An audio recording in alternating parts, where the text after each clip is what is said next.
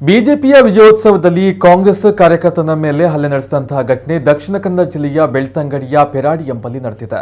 ದಯಾನಂದ ಪೂಜಾರಿ ಎಂಬುವರು ಹಲ್ಲೆಗೆ ಒಳಗಾದಂತಹ ಕಾಂಗ್ರೆಸ್ ಕಾರ್ಯಕರ್ತರಾಗಿದ್ದಾರೆ.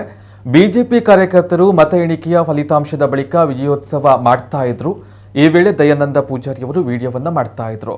ಇದರಿಂದ ಆಕ್ರೋಶಗೊಂಡ ಬಿಜೆಪಿ ಕಾರ್ಯಕರ್ತರು ಹಲ್ಲೆಯನ್ನ ನಡೆಸಿದ್ದಾರೆ ಎನ್ನುವ ಆರೋಪ ವ್ಯಕ್ತವಾಗಿದೆ. ಸದ್ಯ ಹಲ್ಲೆಗೆ ಒಳಗಾಗಿರುವಂತಹ ದಯಾನಂದ ಅವರು ಆಸ್ಪತ್ರೆಯಲ್ಲಿ ಚಿಕಿತ್ಸೆಯನ್ನು ಪಡೆಯುತ್ತಾ ಇದ್ದು, ಮಾಜಿ ಶಾಸಕರಾದ ಕೆ ವಸಂತ ಬಂಗೇರ, ಕಾಂಗ್ರೆಸ್ ಪಕ್ಷದ ರಕ್ಷಿತ್ ಶಿವರಾಮ್ ಭೇಟಿ ಮಾಡಿ ಧೈರ್ಯ ತುಂಬಿದ್ರು.